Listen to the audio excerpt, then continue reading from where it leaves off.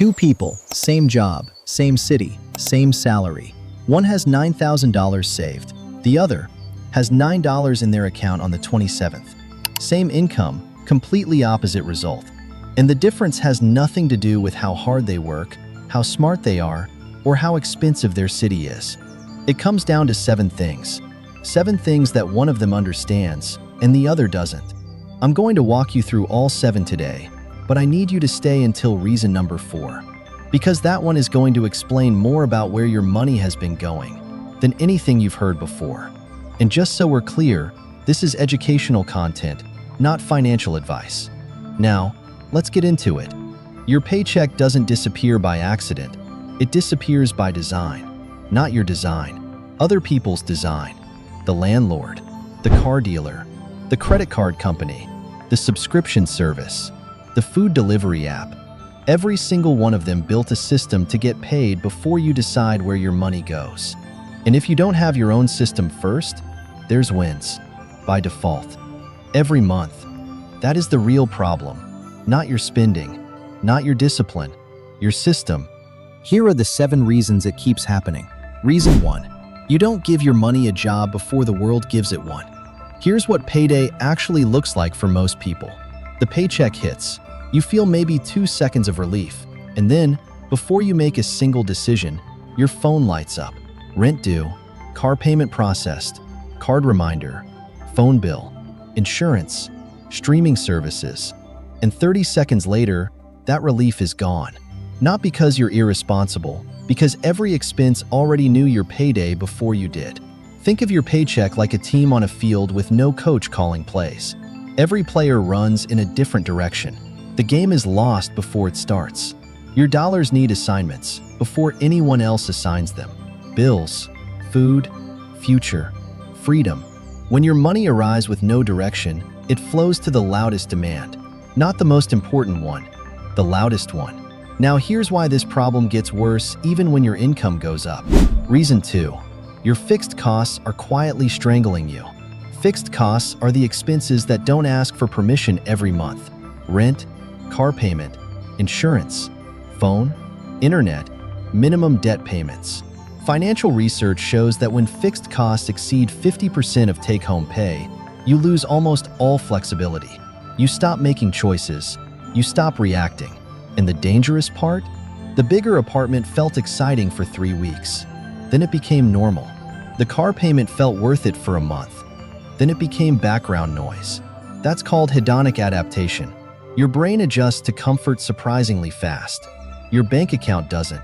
The most expensive thing is not always the price tag on the purchase. Sometimes the most expensive thing is the monthly commitment attached to it. If more than half your paycheck is gone before you touch food or savings, you're not living with freedom. You're living with a timer. And reason 3 is what locks those commitments in permanently. Reason 3. You've been asking the wrong question your entire life. The furniture store doesn't want you thinking about the total price.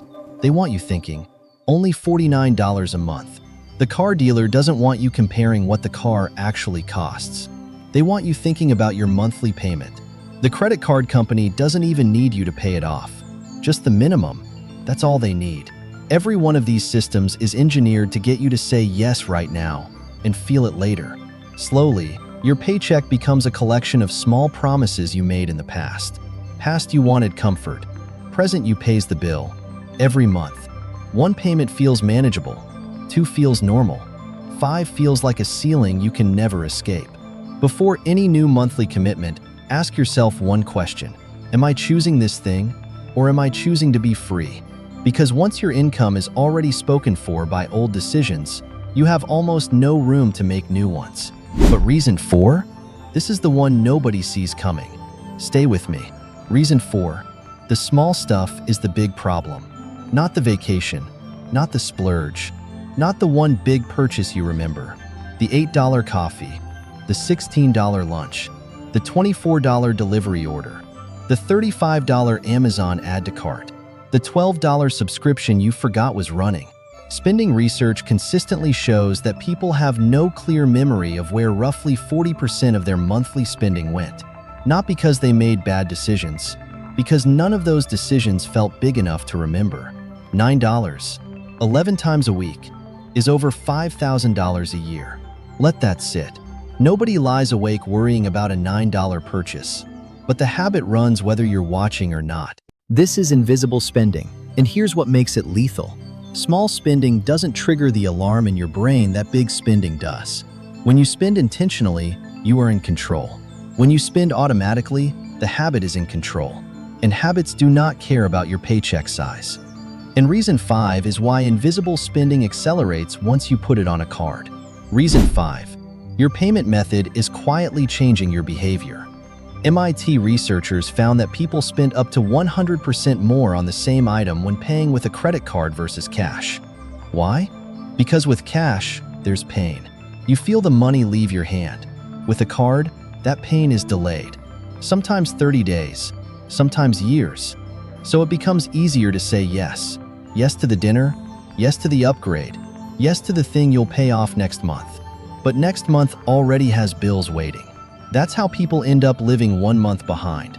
Not paying for today, paying for 30 days ago, every single month, forever. Credit cards aren't evil. Used with discipline, they're powerful. But if your balance keeps growing, the card stopped being a tool a long time ago. The rule is simple. If you wouldn't buy it with money already in your account, be very careful buying it with credit. And reason 6 shows why even getting a raise doesn't fix this. Reason 6. Your income went up. Your freedom didn't. You got a raise, so you upgraded the apartment. You got a bonus, so you upgraded the phone. Better job, upgraded the car. And somehow, despite making more than ever, the financial pressure feels exactly the same. This is lifestyle inflation, and it's one of the most invisible traps in personal finance. Because from the outside, everything looks like progress. Better apartment, better car, nicer restaurants, better clothes. But if your savings didn't grow, your investments didn't grow, your debt didn't shrink, you didn't build freedom. You built a more expensive version of the same trap. Wealth isn't about what you earn. Wealth is about the gap between what you earn and what you need. Every time you widen that gap, you grow. Every time lifestyle inflation closes it, you stay stuck. The question every time your income increases should be, how much of this increase can I actually keep? Not, what can I upgrade? And reason 7 is what makes all 6 of these problems permanent. Reason 7. You can't fix what you refuse to look at. Most people avoid checking their bank account because they're scared of what they'll see. But avoidance doesn't protect you. It just delays the moment the truth is forced on you.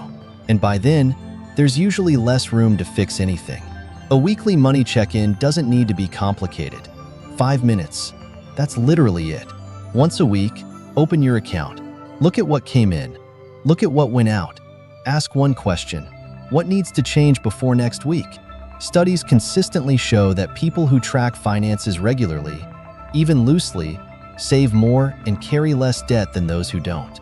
Not because tracking is magic, because awareness creates friction, and friction slows down unconscious spending. You cannot correct a leak you can't see. 5 minutes, every Sunday. That alone will change your relationship with money. Okay, 7 reasons. Now here's how you fix it. You don't need a complicated system. You need a 3-move payday system. And you start it the moment your paycheck lands. Move 1. 3 buckets on payday. Before any bill pulls money out, you split it. Bucket 1. Bills. Everything fixed and required. Rent, utilities, insurance, minimum debt payments, phone. Bucket 2. Future. Savings. Emergency fund. Investing. Debt payoff. This bucket gets funded first, before any flexible spending, even $25, even $50. Bucket 3. Spending. Groceries. Gas. Food. Entertainment. Fun. Here's the rule that changes everything. Bucket 2 cannot wait until the end of the month. Because by end of month, the money is already gone. It always is. Pay your future first, even if the amount is small. The amount matters less than the identity you're building. You are becoming the kind of person who pays their future like a bill. Move 2. Weekly limits, not monthly budgets. Monthly budgets fail for one specific reason. If you overspend in week 1, the whole month feels ruined. People abandon the entire budget every time. Weekly limits are forgiving and fast. If you go over Monday to Sunday, you reset on Monday. Pick one number for your flexible spending this week. Write it down. When it's gone, it's gone. That single rule creates more awareness than any spreadsheet or app. Move 3. One automatic transfer. Willpower fails when you're tired. Willpower fails when you're stressed. Willpower fails when there's a sale.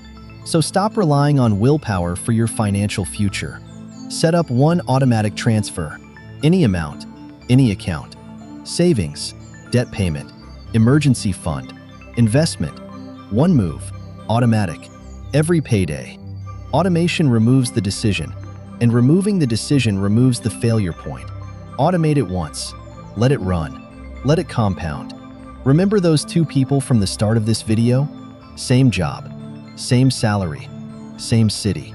Person 1 gets paid, spends first, avoids looking at the account, reacts to every bill, hopes something is left. There never is. Person 2 gets paid, splits the money immediately, funds the future first, sets a weekly limit, checks in every Sunday, builds slowly, builds steadily. Same income, different system, different life. Your paycheck is not the problem. Your system is the problem. And systems can be changed. You don't need to do all of this today. Start with one move this week. Cancel one subscription. Set one weekly spending limit. Move $50 to savings on payday. Open your account this Sunday. One change. This week. Because the goal isn't perfection. The goal is awareness.